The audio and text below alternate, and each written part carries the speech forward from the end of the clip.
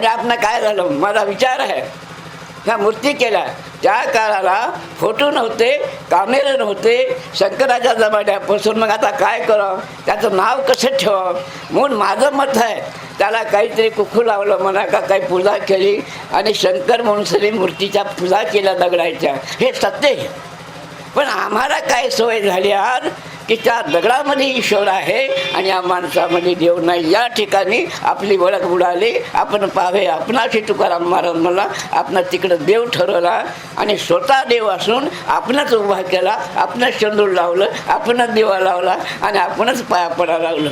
मग त्यापैकी आता आजवरून पहा, मी माणूस आहो का मला इज्जत द्यायला लागली, मला काऊन वरी बसवा लागले म्हणून हे मला कळालं. आता माझा देव आहे तर तुमचा देव आहे, हे सत्य आहे.